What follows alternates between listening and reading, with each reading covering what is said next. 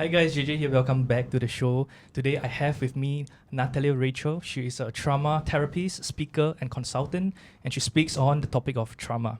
Just recently in June of this year, she founded her own practice, Illuma Health, where she helps clients recover from trauma. Illuma Health's mission is to create a trauma-informed world through their work with individuals and corporations.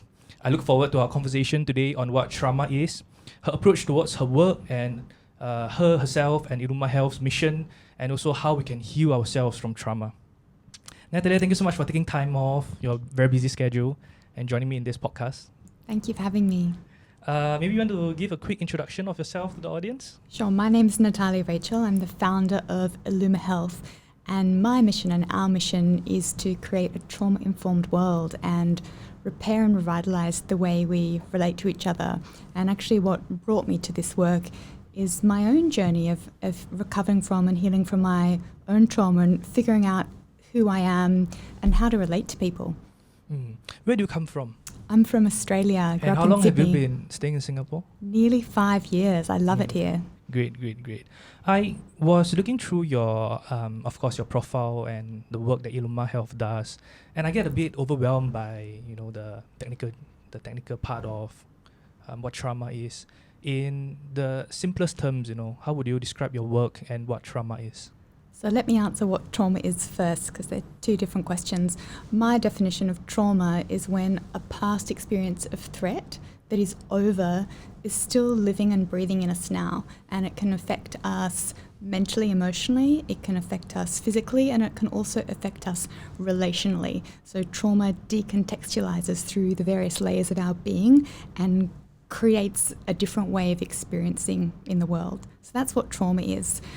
My work is focused on three main areas. The first is trauma recovery, trauma healing, so supporting people that might have gone through an experience of abuse or neglect and helping them reclaim themselves and heal and thrive in the world.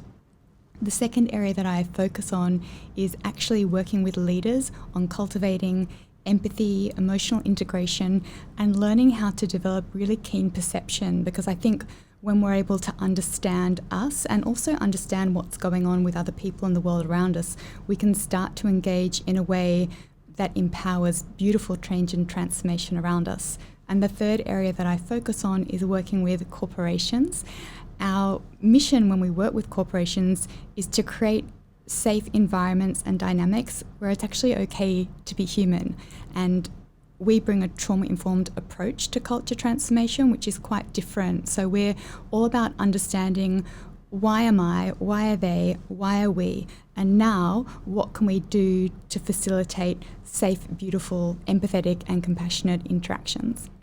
When we, earlier you spoke about how trauma is like part of incident that lives in us. So typically as a layman to the term trauma, what I typically would think is I go through something and I say that I'm traumatized by that incident. In my mind today, I have like 2 or 3 incidents that I can, if you ask me like what have I been traumatized by before, there are 2 or 3 incidents that I would probably, float up in my mind, and that would be my experience and my definition of trauma. What happens to like sort of our brain and our psyche, when we go through something that traumatizes us? And is it something that like sort of like leaves a scar in our mind, in our brain? How does it work? Trauma is very complicated. I think it's important to understand it's not the past event itself, it's the imprint that it leaves in us and the changes that we adapt in order to survive. So if we don't have these kind of permanent changes that are happening in us, it's not trauma, it's something really bad that happened to us and that we heal from. So trauma is the unhealed part of us. And when we are experiencing trauma, what happens is that our nervous system starts sensing threat, something really bad's happening. So the nervous system sends danger signals all through the body saying, danger, danger, danger, you need to keep yourself safe. And then our survival mechanisms or instincts will try and do just that. When the trauma or the difficult, threatening situation is over, our body should come out of the threat response. So we should return to a sense of feeling, I'm safe inside me and I'm safe in the world at large. But in the case of trauma, that doesn't happen. So the threat signals continue and we experience what's called a miscalibration in the nervous system. So threat becomes our baseline and then it underpins our greater experience. And this is the cause for many mental health conditions. When we consider physical health, when there's a condition that's not resolving, it's often there's a piece that the nervous system is experiencing threat. And it also can come up in our relating dynamics. So if we've learned through our trauma that relationships can be harmful in any way, often it's like the nervous system is seeking that out again and again. And so healing is a really big, complex, non-linear piece because we really need to understand what are our underlying threat responses and what are the adaptations, how has this decontextualized within us, and it's different for everybody. So it's really a deep journey of self-inquiry that takes a lot of working on perception and working on understanding me and me in relation to you and the world. I don't know if this would be a good analogy, but I can imagine, like, for example, if you go to the prehistoric days, when we are like hunters gatherers, like you go out hunting every day, right, for survival, for food, and one day you're chased by, like, let's say a herd of elephants, or you're chased by a lion, and you come back feeling very traumatized by the incident, and tomorrow you feel like, I don't dare to go out and do what I used to do very comfortably anymore. How has this sort of example, how has that evolved into our today's society, whereby we no longer are doing our hunting, gathering, but it's more of like interpersonal relationship? How has trauma evolved, from the past to now? Has there been evolution? This is a really good question. I love this question. Yes, there are a few main hallmarks of trauma. So the first is oppression, which causes disempowerment. And the next really big one is suppression, which causes loss of self. So let's look at both of those. When it comes to oppression, either a person or a structure, a system is telling us, you don't have any power here. You don't have rights. You can't. And so when that happens, we're disempowered. We're not able to access our own impulses, a sense of agency, and a sense of choice. Now, we can adapt. Actually, our adaptations are very, very nuanced, but on broad terms, we might adapt in one of two main ways.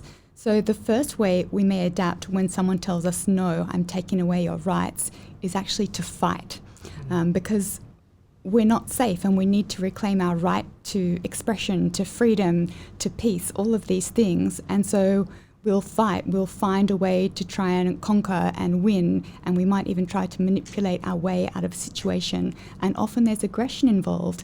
And in my opinion, this is how war begins. So that's one way that we might adapt.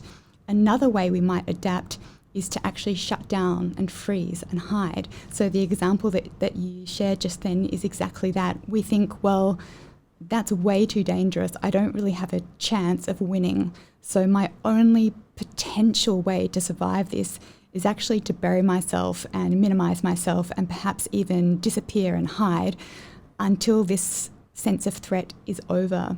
And when this happens, there is this experience of not really being able to step forward into the world, not being able to choose, not being able to create. And we might just feel really apathetic, like, oh, well, this is my lot. I'm just like this is how it is. And we are paralyzed by the incident and the trauma. Correct. So we might be just apathetic, or we may move into an experience of victimhood where we feel the world is just a very threatening, terrifying place and it's out to get us. So that's how oppression has manifested through humanity. The other thing that I really see manifesting through humanity is suppression and the experience of loss of self. And this is something that I work with very, very closely. When we're experiencing threat and trauma, it's often not safe for us to express how we feel, what we think, our opinions, our desires. It's not safe to. Either our expression might incite more harm and aggression, or it might actually cause us to be rejected or abandoned or cast out of a group. And so when this happens, again, there's one of two main survival instincts that we'll go to. The first is to choose belonging and community and connection above all. And in trauma speak, this is known as a fawn response. So even though the relationship or the dynamic we're in might be very disempowering and harmful, the thought of actually being alone and not in that is too much. So we will do anything that we can in order to adapt our expression so that we can maintain the connection with the group or structure or system. And when this happens, we lose our true authentic voice. We have to create a way of expressing in the world or in the dynamic that we think is safe, that's not going to make the other person or the system angry, or that's not going to cause them to reject us. And when we live like this, it's very hard to connect to our purpose and our authenticity. It's just not possible. The other response, which is less common, is to choose our freedom and our individuation above connection. And so when this happens, the person is going to disconnect from the dynamic. They're going to flee and they're going to leave. And in some cases, this is really healthy because you don't want to be in a disempowering dynamic. But I guess as the effects percolate within somebody like this, if it's not healed, if the trauma's not healed, they may actually find it really very hard to create and maintain connections or identify both people and systems or structures as inherently bad or evil, like they're out to get them. So a lot of people that get into conspiracy theory, that's this at play, living and breathing in them. So I hope that answers. You mentioned about this, can I say like human tendency to choose community and connections over the fear of losing a certain identity or certain connection. Is that the reason why some people we see around us are often stuck in abusive relationship? And, to the outsiders are like, why are you doing this? Why don't you just leave him? Why don't you just get out of it? But people are stuck in it. That's absolutely the fundamental reason. The thought of being outside of this sense of connection is too terrifying to bear. So that's one piece. Another piece is often people who are in abusive relationships as adults have been in abusive relationships as children. So their map for connection actually says connection is harmful and love is harmful. So that's all they know. And a big piece of healing is, I guess, realizing that and then deciding to create a new map for what healthy relating is like. When we've grown up in trauma, we don't know what healthy relationships are. We don't know what love is, and we don't know how to engage in a way that, I guess, continues to invite that. There are some relationships that we can walk away from. However, there are some relationships that are there to stay. Blood relationship, our relationship with our parents, with our children. What happens? You also spoke about childhood trauma affecting adulthood. What happens during childhood trauma, and how much of it does it affect an adult, what they experience in childhood? I believe when left unprocessed, childhood trauma actually underpins our personality and who we are and how we relate in the world. And there are so many different kinds of trauma and different ways that it will exist within us. But usually there is dysfunction in our relationships. So usually that past dynamic is either existing now or it's colouring the way we see others, and it causes an inability to respond from a place of understanding this is me here and now and this is that person here and now. So what commonly happens is we transfer or we project our past experiences onto the new person. And this is very common in romantic relationships. It's also very common in manager and employee dynamics as well. I see that a lot. Is there a story you can share with us? Maybe a case study that you have of a client that can share, or your personal story that you can share about how this is like, a story in real life? Well, I can't share any of my client stories because it's all very confidential, but a common scenario would be that someone has been physically abused as a child, and usually with physical abuse there's emotional abuse too, and as an adult they'll walk right back into an abusive situation and they won't know why, they won't understand why, and they'll have a really very difficult time leaving, because there's a really big existential piece. When we're babies, we need connection. We need our parents in order to thrive in the world. We'll literally die if we do not have our parents there. So when this is projected into an adult relationship, there's that feeling of, actually, I wouldn't be okay. I could not exist if I left this harmful connection. So this pops up all the time. I've definitely experienced it myself, which is why I can work with it so well. But many of my clients have this experience. The sheer fear or terror of being alone is too much to bear, and often there's a requirement to go back to that old experience of feeling terrified in the world and feel it and process it.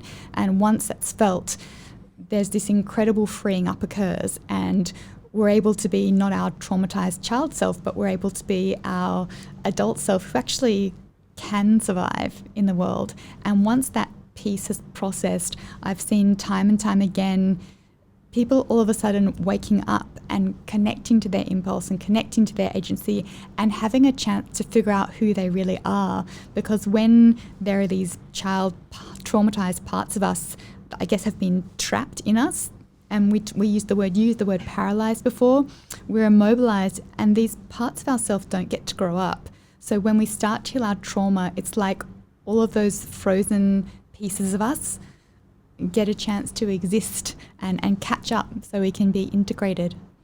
When this process doesn't happen, right, how does trauma then manifest itself into greater mental problems, like mental issues? We talk about, especially in this COVID era and pandemic era, right, we talk about mental health.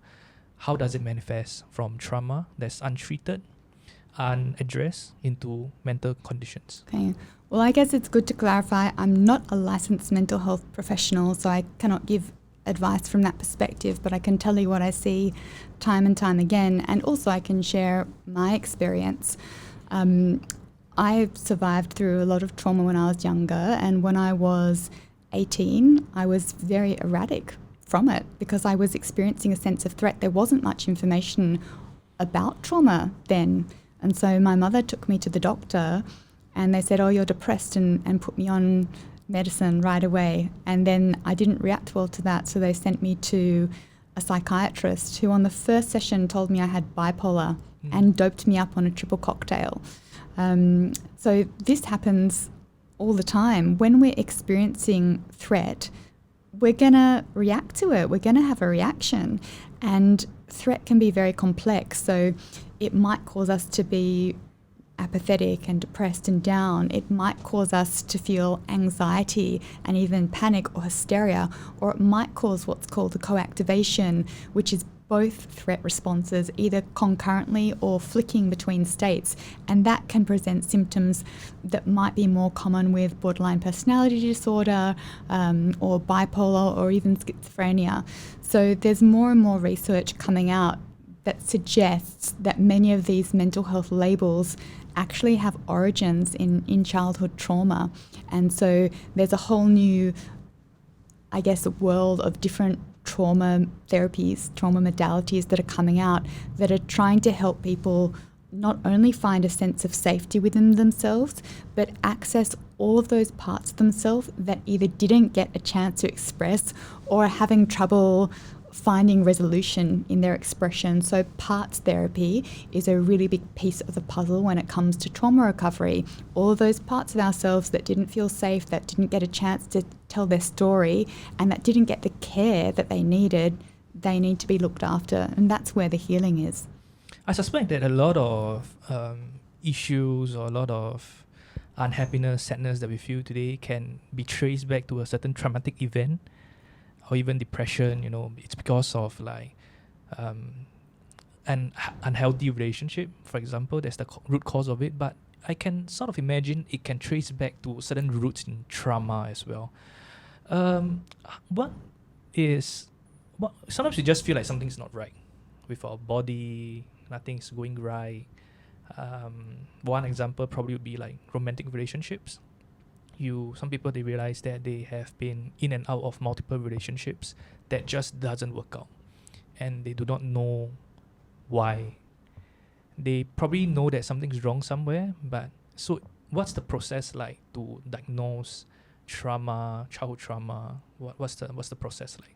So usually when you're starting to explore origins of trauma, what any good therapist will do will be to talk to you and listen to your story, because the answers always lie in the story. We want to understand what's happening now in your body, in your mind, and in your relationships. Where is there possible trauma at play? Then we want to understand any milestones in your life, any turning points in your life, and we also want to understand your childhood experience and potential harmful or abusive dynamics. And a really good therapist is going to help you link all the dots to understand and answer the question, why am I like this? What's wrong with me? That's the common question that's reverberating inside us when we have unprocessed trauma, like what's wrong with me? Why am I like this? And a really good therapist is going to help you answer that question and realize, actually, there's never anything wrong with you. You've been through really difficult things and it's not been processed. And that's what's causing all of this dysfunction in your life. And certainly for my clients, there is a moment when they realize, oh, that's why I'm like this. There's nothing wrong with me. That a huge amount of shame starts to release. So shame is synonymous with trauma, the feeling that we're inherently wrong or bad or flawed or broken. And so when that shifts, usually the healing can begin. So that's the starting point. It's a journey though. Shall we move on to the work of, since we're on this topic, the work of Illuma Health, and your work with your individuals, clients, and corporations? I want to start with a more kind of macro kind of question, like what do you feel about the current mental wellness landscape in Singapore? I think it's getting better. I think there's more and more awareness in this country that there are mental health issues at play and that it's important. I think we're behind other countries like Australia and the US, would be two reference points. But I think we're starting to shift things, and it's really interesting through this COVID time. As soon as COVID started, I started getting calls to come and speak. Can you talk about mental health, Natalia? Can you talk about burnout? Can you explain the nervous system? All these things that big corporations would never have had going on in their organizations before. Before it would have mostly been about leadership, right? And self-development, which I don't actually even know what that really means. So it's felt like COVID has lifted up and brought to light the greater issue of mental health that's been around for a really long time. So to me, that's the silver lining of COVID, that we're actually starting to talk about these really important things, and we're starting to develop new strategies and new systems and new ways to support ourselves and each other. So I think we're getting there. I think we have a long road to go though. You mentioned about Australia and the US. What are some of the key differences in terms of culture or in terms of our approach towards mental wellness that you see is the biggest difference? Take, for example, Australia, your home country. Yeah, I'll talk more about Australia. I mean, I've been watching particularly New South Wales in the news recently, and they are putting so many resources towards mental health and grants and funds to small organisations that can help specific groups of people that might have more specific mental concerns. So, for example, there's been a grant awarded to mothers that either have been giving birth or having young children during this time. So it's been really beautiful to watch the millions of dollars that have gone to mental health there, and I think, wow, that's pretty amazing. What is the difference between, I think most people would by now would understand the difference between seeing like a psychologist and a clinical psychiatrist. What would be the difference between someone going to Illuma Health and going to clinical psychologist, for example? So it's very different. Our practitioners all come from different backgrounds, but most of them are not psychologists. None of them are psychiatrists. So psychiatrists where you go to get MDs, medication. Yeah. For example, my background is actually as a hypnotherapist, so I'm not a licensed mental health professional. We have a couple of counsellors, we have a couple of people that actually come from movement and somatic backgrounds, and I think when you come to Illuma Health to do some trauma work, we're going to bring a somatic approach and we're going to bring a trauma-informed approach. And then the therapists are all humans that have lived through it, and understand it in a different way. So it's quite a new frontier when it comes to trauma recovery. We're not mainstream medicine, we're not mainstream mental health, and we're very open and vocal about that. And some people are not interested, and they want to go to a psychiatrist and they want to go to a psychologist, and that's wonderful. Often when people come to us, they've already been on quite a journey. So they might have been in the medical system for a long time, they might have been in the mental health system for a long time, they might have explored spirituality and healing, but something quite hasn't shifted. And what we've found over time is that once we say, hey, there might be a possibility of trauma, and we explore the story, something clicks, and a different kind of healing can begin. What is a somatic approach? Can you break down the word for us, what it means and where the word came from? So somatic means of the body. It comes from the word soma, which is a Greek word actually. Somatic therapy can mean many things. So it can be very broad. It can mean anything that's supporting the body. So it could be something from body work like massage, craniosacral therapy, or lymphatic drainage, all the way to movement practice like yoga and qigong. When we bring a psychotherapeutic approach, which is what we're offering at the clinic, actually we're pairing not only the body but the mind, and we're looking to address the unspoken story of the body. When we experience trauma, and actually as we live and breathe in general, so much of our experience is non-verbal. Our nervous system experiences first. So we've got all these neuroreceptors that are picking up millions of bits of information all the time, and they're called qualia. And the nervous system sends them up to the brain for integrated processing, and their messages come back. And that's when we develop thoughts and feelings, and when our body will respond as well. When we enter a state of trauma, everything gets disrupted because the nervous system is experiencing threat. And our body is really good at protecting us. So what happens is the left brain and the right brain start having a different conversation. They kind of disconnect. So the right brain, which is the feeling, the felt sort of sense and processes, hides a lot of the traumatic material because it's too much for us to deal with in that moment. And the left brain can then just continue going on, and we can continue to live our life. So there's this miscommunication between the two hemispheres of the brain, and it causes what's more widely known as a mind-body split. And a big piece of somatic therapy that has this psychotherapeutic approach is to access those stories and experiences of the body that didn't get a chance to be processed and find completion or integration, and allow them up for resolution. And when that happens, the body and the mind can reconnect, and the left and the right brain can start having a healthier conversation. They can be integrated and start working together rather than having two isolated stories. So we often talk about when there's trauma, there's the story of the body, and then there's the mental verbal narrative. They've often kind of disconnected. So part of healing is to bring them back together. And something that's really common is many people who approach somatic therapy have been in talk therapy for years. They've talked and talked and talked, and I've done that too. It means like going to see a psychologist and talking about it. Absolutely. They've talked and they kind of understand, well, yeah, that would be why. I kind of get it. But I don't feel any different. I might still be having anxiety or strange weird pains or insomnia. So something's not integrated. I know it, but I don't feel. And it's the feeling piece that is missing. So when it comes to somatic therapy, we do talk and we do listen and we do understand, but we're also going to bring you to the experience of feeling and sensing. And it's through connecting to the body in this very non-verbal way that often things start to emerge.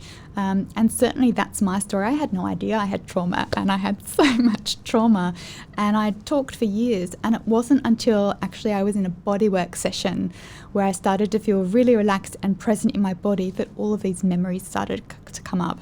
And actually at the time that wasn't a very safe or trauma-informed experience to me, but it's what led to my healing and recovery. And developing the work that I do now, that concept is a really big piece of the puzzle. Can I give a personal example? And I would just want to, see if I'm on the right track with what you're talking about. So I've seen a psychologist before, and I've talked to psychologists before about some of the anxiety that I have, and one of the things that came up was that because when I was young, there were a few incidents where my family received a phone call, and it was bad news that's coming through the phone call.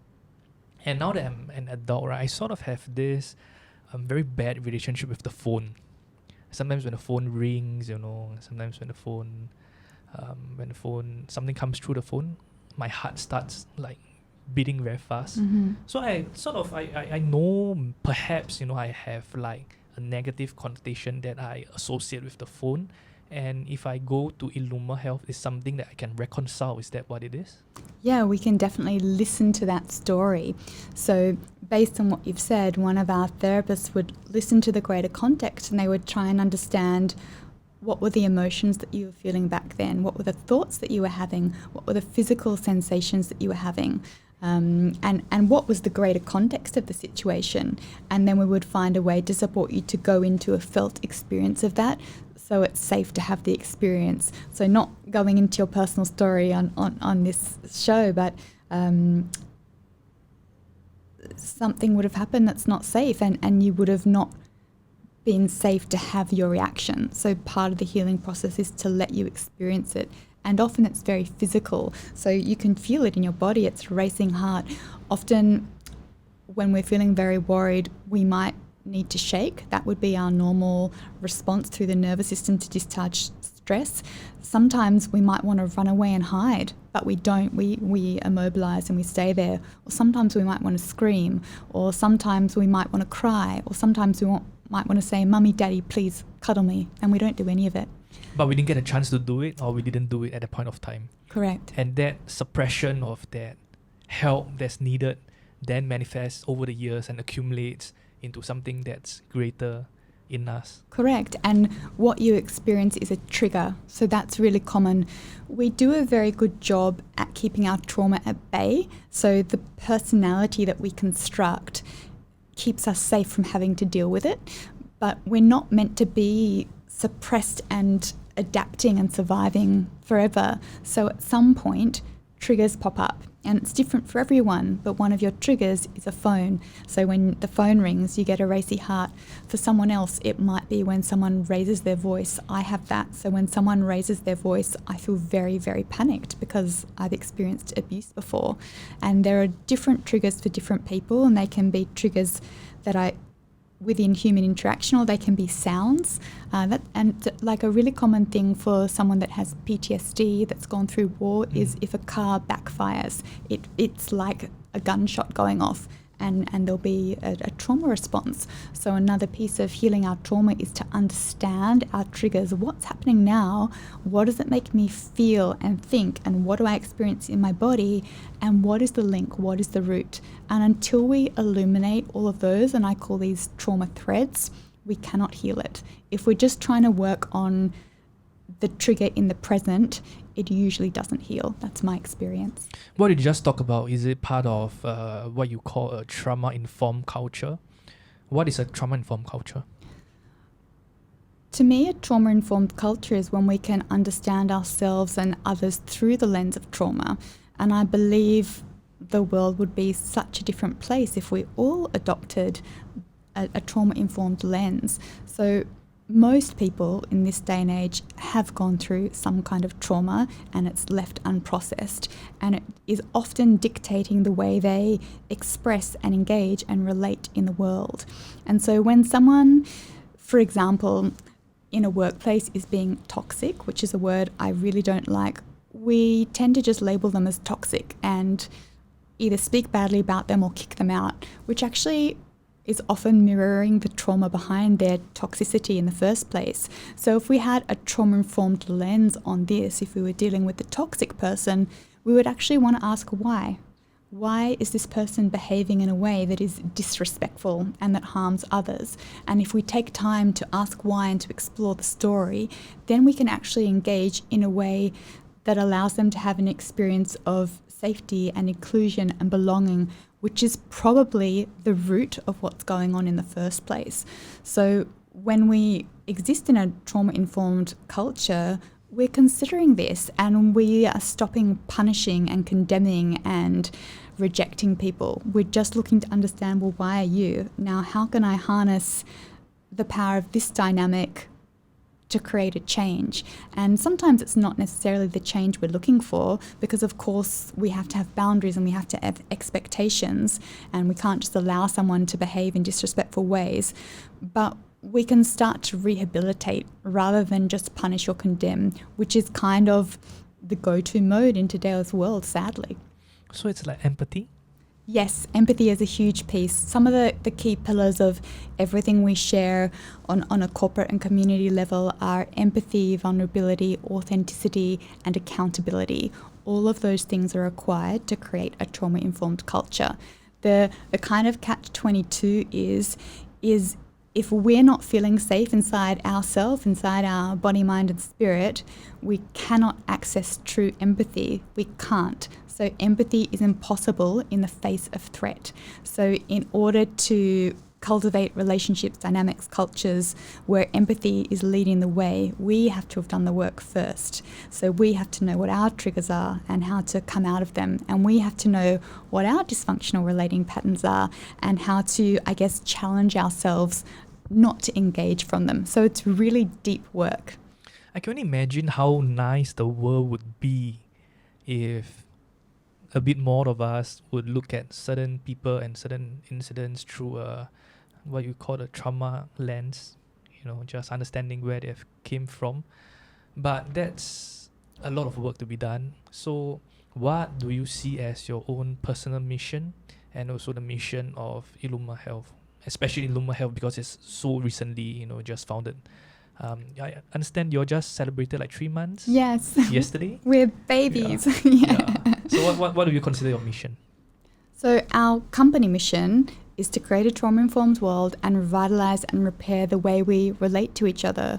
My personal mission for myself is to find a way to do that while maintaining a sense of peace, balance, and harmony for myself. And that's I think one of the foundations of empathy too, to try and acknowledge someone or something over here, but to also be able to acknowledge and respond to our own needs and desires. So for me, that's my constant, I guess, piece of processing is how do I create the world I want to see and put my energy there, but how do I also make sure that I stay balanced and happy and connected? Absolutely. Because I think a lot of us have this, particularly founders or workaholics, we tend to orient out.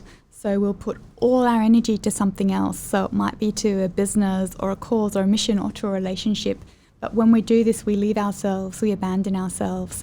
And this is the trauma at play too. So for me, a big piece of healing is to continue to look after myself. And so for me, self-care is a way of life, and finding a way to maintain that while continuing to be very mission-driven and create an impact. That's my current focus. So it's a bit like, while you're trying to change the world, you are also aware that you don't want to let the world change yourself, your identity too much. Correct. Yeah. I think we can only truly lead and create change from a place of embodiment. So basically it's about walking your talk. You mentioned about self-care. What are some self-care tips or practices that you do yourself that you think can be useful to the audience? I do so much. So I really tried to live and breathe self-care. I think that this should be the new paradigm of living that we should all be aspiring to. A couple of examples are when I wake up in the morning, the first thing I do is connect to gratefulness for my life. And then I allow myself 5 to 10 minutes simply to breathe before I get up and start my day. So that's the first thing. So what, in the bed, once you wake up, you do it? Yep, I stay in my bed and I just breathe and connect to how grateful I am. Something else I also do is I map my day ahead, because I find that really helps my nervous system to orient to the day. So I think about what the day ahead has, and that allows me to, I guess, start from a place of mindful presence so I can continue through my day. Every day I do some form of exercise. So usually after I send my kids off to school, I'll exercise, and it might range from boxing to weights to swimming to Qigong. So I'm very, very connected to the art of Qigong. And before I go to bed every single day, something else I do is I'll have a shower or a bath, and I just imagine the water washing away the stress of the day. I'm often listening to people's very difficult stories all day long and talking about heavy topics like trauma. So I make sure, I guess, to look after my energy and cleanse my energy. And they're just a few things that I do every day, and they're not work, they're just part of the way I exist. The other biggest thing that I do, and what I'm constantly teaching people to do, particularly leaders, is to work within my capacity. So we all have a certain capacity to cope, and we can all take on so much, and that depends on so many factors, depending on our level of resilience, our mental health, physical health, and also the amount of support and resource we have in our life. And I think one of the biggest problems we face in today's world is that we're constantly overextending, we're going past what actually feels safe and okay, and that is actually the cause of burnout. The hustle culture. Exactly. You know. So another big learning for me, which I'm still working on, is to keep checking, well, where's my line? Where's my limit? And can I make sure I stay within it rather than overextend? And again, it's a trauma response to overextend, to push, to fight, to create, to conquer. So that's something else I'm always checking. Where's my limit? What do I need to drop? And again, because we live in a hustle culture, it's not necessarily accepted to say, actually, I can't today. Actually, I need to take a bit of time off, or actually, I need a break to go and do some meditation or sit outside under a tree. So again, this is something I want everyone to learn to do, but I need to learn to do it first. To audience listening, and they have sort of resonated with what you have said so far, and they are wondering if they need help, what are some red flags that would suggest that they should seek help? If you have physical symptoms, mental, emotional symptoms, or a lot of problems in your relationships that kind of don't resolve, those would be signs that maybe something deeper is at play. I mean, we all go through stressful times, and we all have little blips and hiccups and highs and lows. But if something is constant and repeated as a pattern, and more mainstream support isn't helping you to resolve it, there could be trauma at play. And the other thing is, if you know that you have some past trauma and you know it's disrupting your life, then it's worth to look at. The thing that is very, very common is that it comes out relationally, and it often looks like either disconnecting, not being able to engage in a relationship, not being able to feel connected, or it might come out through volatility, through being, through having emotional outbursts or breakdowns, either in romantic relationships, friendships, or the workplace as well. Is this especially relevant in romantic relationship, where we take our partners as punching bags, like when we're at work, we sort of understand that there's a contract at play, right? You are employed. But when we go back to our personal relationship, and that's when, we sort of express and vent out that frustration towards our partner, towards our children, or even towards our parents. How do you view such relationships? The reason we take it out on our family and the people close to us is because it's safe. It's less likely that they're going to hurt us or leave us, abandon us. So they're probably going to accept it. Yeah, they're going to, which is a little bit sad, but it's true. I mean, these are attachment relationships, and they mirror our formative attachment relationships. And so number one is we vent with the people that we have the strongest bonds to. It's just like a little child will scream with its mum and might actually try and bash up its mum a little bit, but then when they go to school, they're perfect, yeah. right? I mean, that's because mummy is the safe person, Yeah. and sometimes daddy is the safe person too. So that's one piece. Another piece is it's really common that in our romantic relationships, we're replaying our trauma. So our unconscious self, or our child self, is really looking to recreate that relationship and have it end a different way. And so we often get triggered in our romantic relationships. I don't know who said it, but somebody said, if you don't heal your trauma, your romantic relationships are going to force you to do it. That's certainly my experience in the past. We bring it all in, and the moment we feel attached to someone, all our attachment trauma comes out.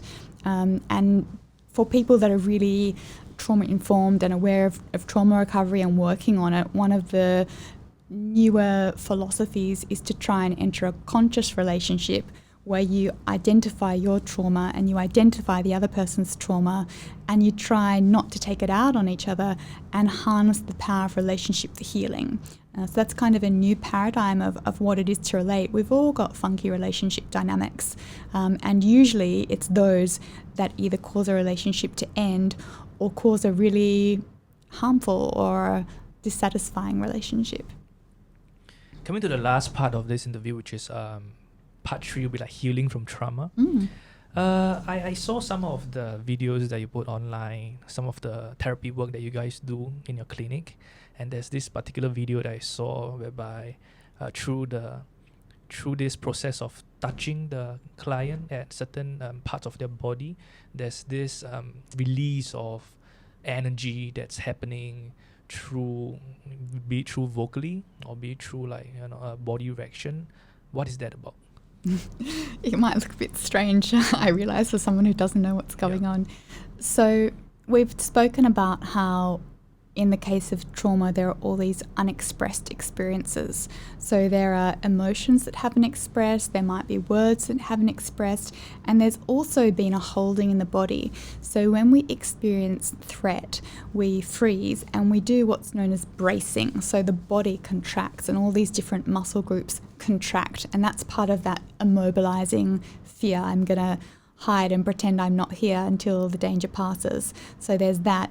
We also might want to do an action and not be able to do an action. So if someone's threatening us, we might have a desire to punch them, but we don't. Or if someone is physically harming us, we might want to kick them or scratch them, but we don't because we're immobilized. And so part of the healing process from a body perspective is allowing the body to tell its story. So we actually don't work with reenactment, which some other types of therapy do, but we are creating a safe space for the body to go through its process.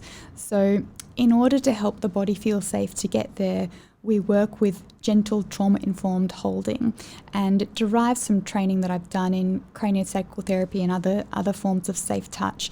But the concept is literally to just use one human's safe presence and touch to support another human to feel safe. And this goes back to early attachment. So when we're babies and we come out of the womb, we need touch in order to survive. So ideally, when we're babies, the first touch is we would go onto our mother's body and there's a full skin touch going on.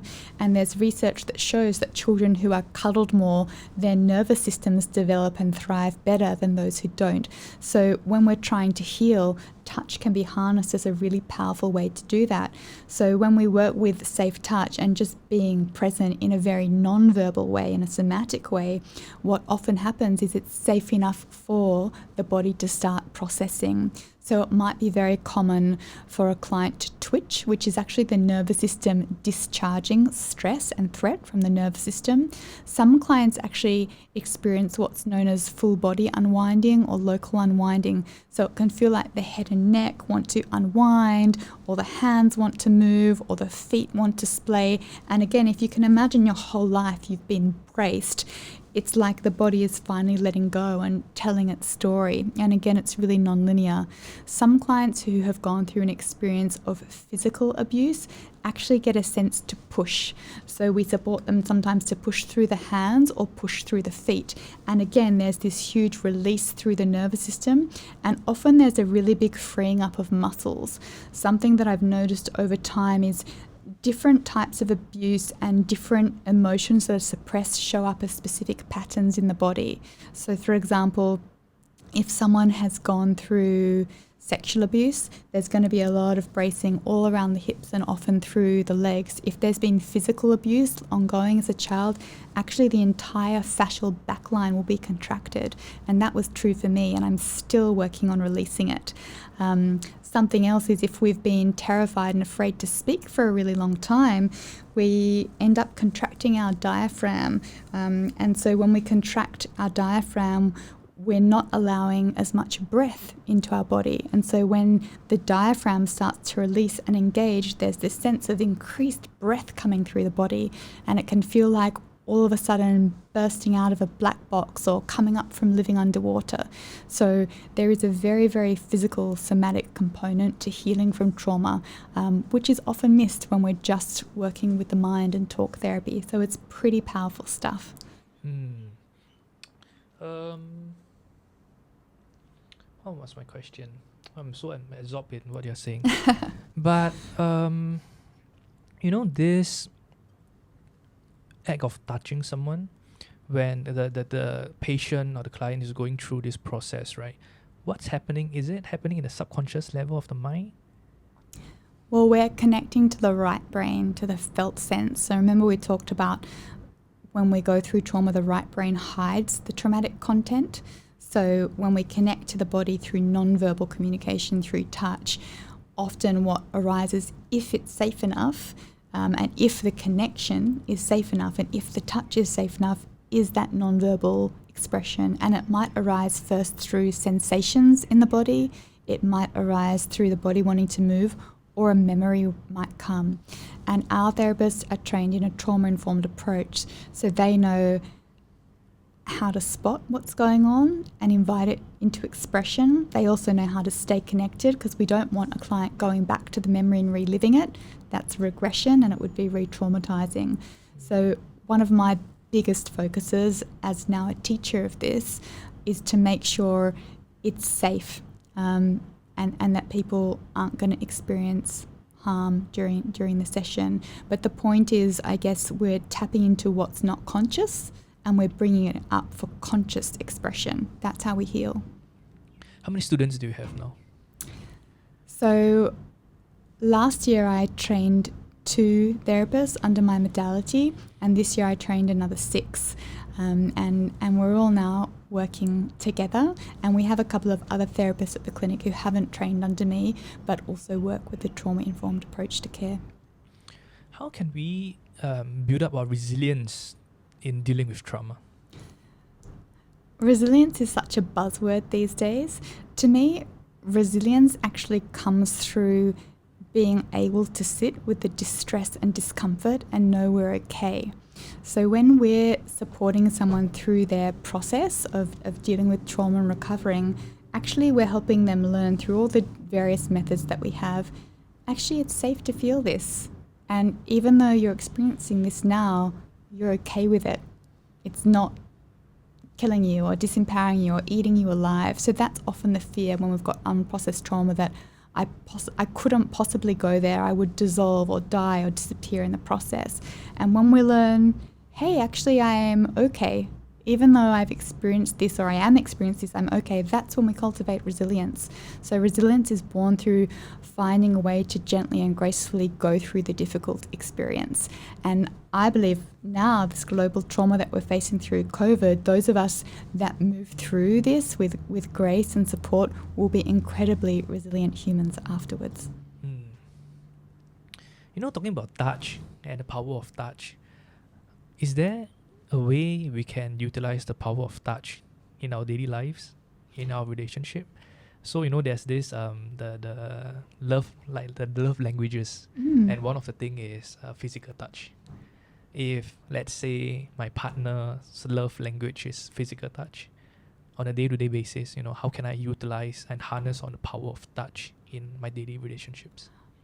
Well, I guess this is about a dynamic and an agreement between 2 people.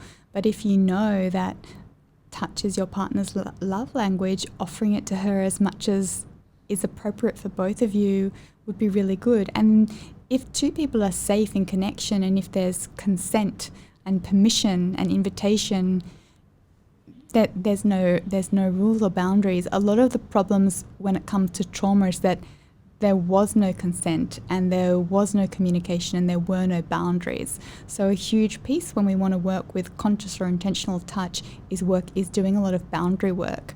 So for example, we commonly have clients that have been sexually abused, and then in their relationships now, touch isn't welcome.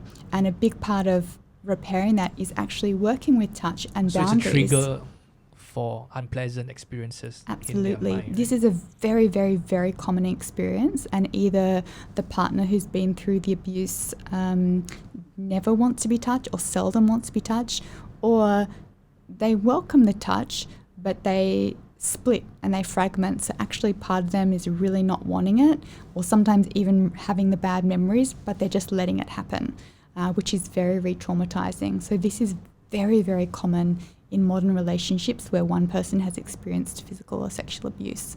So we can start the repairing process. Usually we'll start it in the therapy room, but I'll always invite, once there is enough safety and awareness, a process between the couple on repatterning what safe touch is. And it takes time, but it can be incredibly transformational, and it can build intimacy. When we've got unprocessed trauma, intimacy is pretty much impossible. We're trying to simulate it. We're trying to fake it. And one of the beautiful things that comes from being vulnerable enough to explore our trauma is that we can open our hearts and actually develop deep human intimacy, which is something we deeply crave, and it's often what was lacking in the first place. We all want safe connection. And that's stopping us from experiencing the goodness of the world and our relationships and all. I want to talk a little bit about sexual abuse. Recently in like Hollywood, there's like the Me Too movement. Sexual abuse has always been sort of like a dark secret that people keep to themselves if it's not reported to like at a legal level. A lot of people are not comfortable talking about their experience with sexual assault and sexual abuse, even to the people that's closest to them. It's often a very dark secret that's kept in their heart. What it's advice to someone who is listening to this? They have been a victim of sexual abuse, sexual assault. What can they do? The most important thing is to share your story with a safe person. So identify who that might be, whether it's a friend, whether it's a family member, whether it's a therapist. As with all trauma, one of the things that we talked about earlier is the suppression. So when we suppress something, we're alone with it. And in order to heal, we need to express it, and we need to be in safe relationships. So safe relationship is a resource for healing. So the first thing to do is to tell the story. And once that happens, we're no longer alone with it, and it's no longer locked inside us. And so a healing process can start to begin.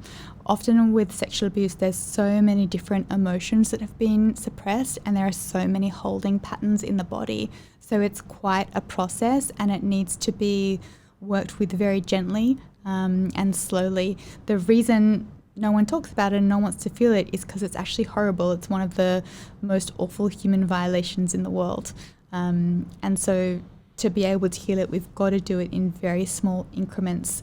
It's almost like dipping your finger or your toe into water to check the temperature. So we can only dip into a little bit of the story and see, is that safe? Okay, yeah, it is. Now let me take a break, and next time let me walk a little deeper. So usually when we're processing this kind of abuse, we're working with a very layered approach, because that's what allows the process to unfold safely. Okay. Do you have any tips to help the audience deal with negative emotions? It's something that we experience on a daily basis, right? I think no emotions are negative. That's my tip. We need to have our emotions. No emotions are negative. No emotions are negative. Okay. And I think that reframe is really required. If we're sad, we need to let ourselves be sad. If we are angry, we need to be angry. Anger is probably the biggest one that comes up. We tend to have a really warped relationship with our anger.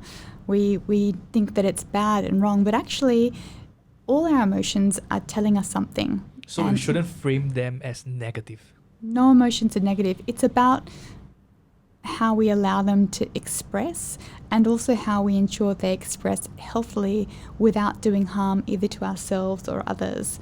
So, for example, in the case of anger, usually we have a funny relationship with anger if either we've experienced aggression, or we've been told it's wrong, or we've witnessed that anger is aggressive. That's unhealthy anger.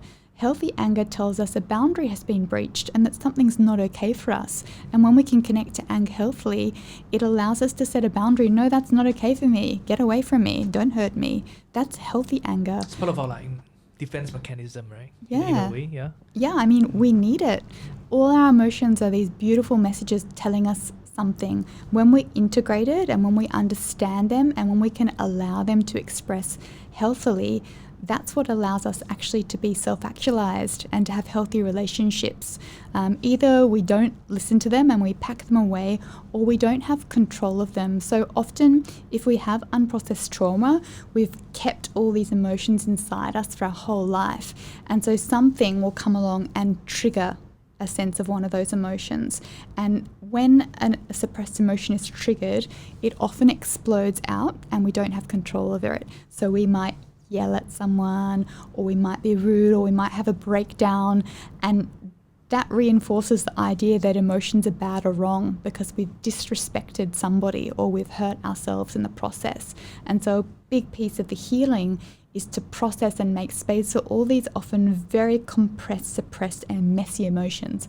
And I found personally through that journey, and also witnessed thousands of people, once they've gone in and processed all those suppressed emotions, the triggers are no longer there. And therefore, when somebody comes along and breaches a boundary, instead of exploding on someone or feeling this deep internal rage, they can actually respond healthily and say, nope, that doesn't work for me. And that's healing. Earlier you mentioned about your own healing and this energy that's not released totally and you're still working on releasing. Do we ever fully recover from trauma? This is the most common question I get asked all the time. Or is it like a scar that's permanent in our mind, in our brain, There's no healed state. So when we're trying to get to some elusive state of nirvana, we're going to fall short every time. Our past experiences have happened to us and they've created the person who we are. They don't have to define us forever. We can change, but they're still there. So to me, it's not about getting rid of the trauma, but it's about deactivating the triggers and learning to care for those parts of ourselves that were traumatized, that were harmed. And actually, it's that learning to care for ourselves and to exist in an integrated way where all parts are welcome. To me, that's healing. So I think we need to come away from the idea that we need to be these perfect healed beings, because nobody's like that. So the state is like you accept it, you try and reconcile it, and you move on from there. Yeah, I mean, I think once you've done a lot of emotional processing and processing from the body, there's this huge freeing up. So the past stories might be there, but you're no longer disempowered by them, and you're no longer abandoning these old parts of yourself. You're able to realize if there is a trigger, hey, this is my trauma at play and now I need to do XYZ to self-care. Or, oh, there's this other piece of me that's feeling like I need some support. I'm going to give it to myself.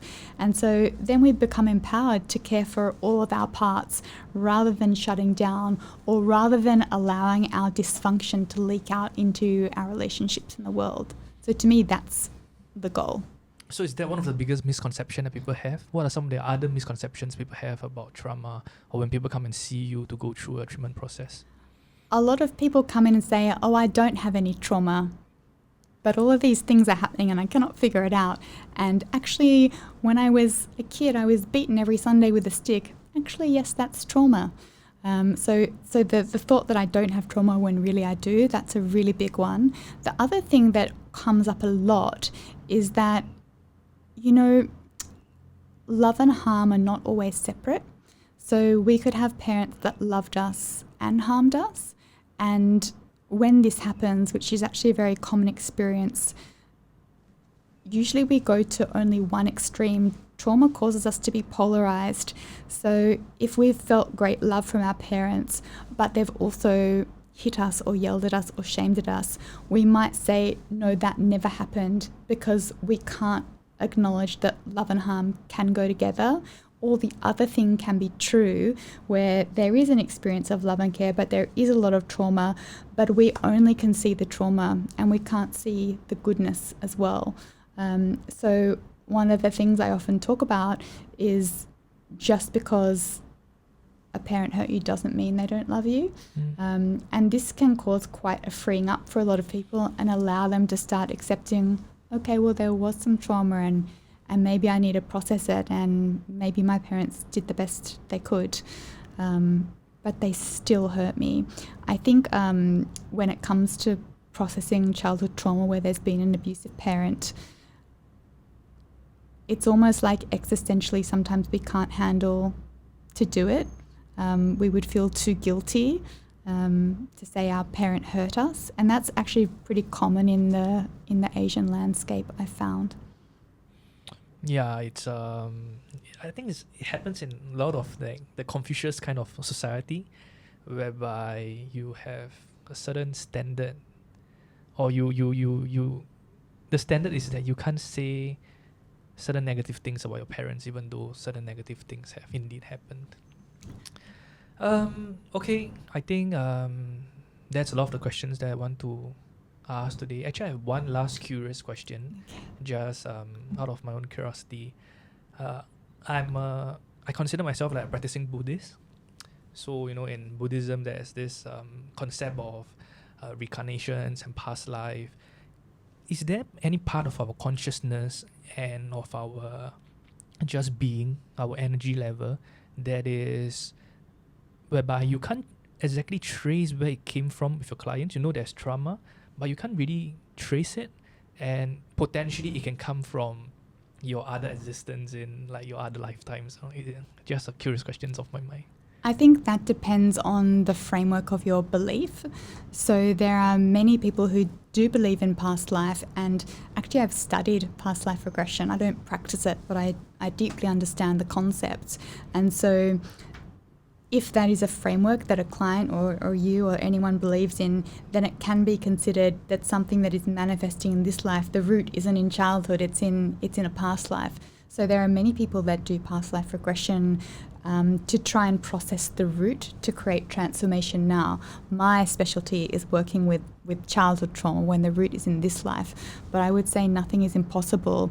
I would also say we need to meet each other where we are. So if your belief is that is true, then that is true. When I studied with my teacher, whose name is Andy Tomlinson, of Regression Academy, and his colleague Wissam, they shared it. People ask, is it real? Are past lives real? And the answer that we're trained to give is, actually, it doesn't matter.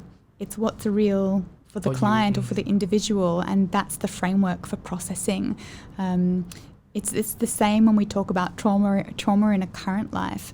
A lot of times, one of the things that happens with trauma is that we're told our reality doesn't exist and our truth is not accepted. So a huge part of healing is allowing each individual to have their truth. And to be who they want to be. Right? Yeah, and to process what's true and real for them, which shall change in every moment. Two last questions. One would be for people who are listening to this and they're interested to become a student of yours, to learn more about this process. How can they get in touch with you? Okay, so actually our online training is out in a couple of weeks, so it's out at the end of September. So if you're wanting to learn the modality TRS to integrate into your training, you can actually go to illumahealth.org and you can hop on there and you can download the online training. If you would like to train with me personally, if you're in Singapore, we'll be hosting another training. We're not sure if it's going to be in Singapore or somewhere gorgeous like Bali or Thailand. We'll have to see what happens with the restrictions. That will be in early 2022. And I do hope to get over to US later in the year to do a training then. But if you stay connected at illumahealth.org or follow me on Instagram or LinkedIn, I'll definitely be updating with training dates as they come. That means you will be bringing your students to the US to go through the training over there? No, I hope to go and train people over there.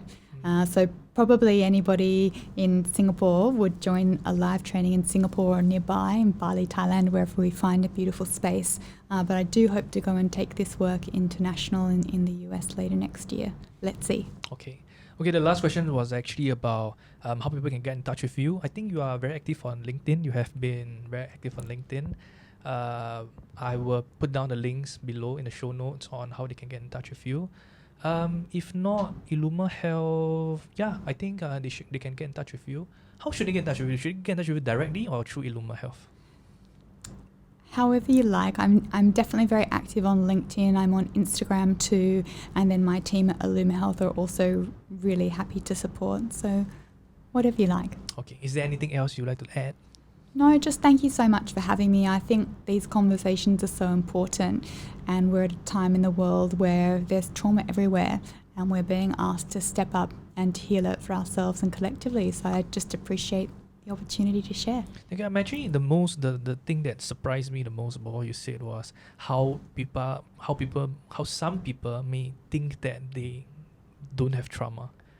I would think that everybody has some sort of trauma. You know, my 10 months old nephew. So a couple of months ago, he fell from the bed, and now he's, you know, when you carry him, he holds on to your collar, like he's clinging on for dear life, you know. And last time you would sort of like, you know, when you play with a baby, you swing them around. Now when you do that to him, he cries so loudly. And I can immediately like sort of like link that with that traumatic experience, you know, as a 10-month-old baby falling off the bed, and you sort of you become afraid of heights, you become afraid of that feeling of being suspended in the air.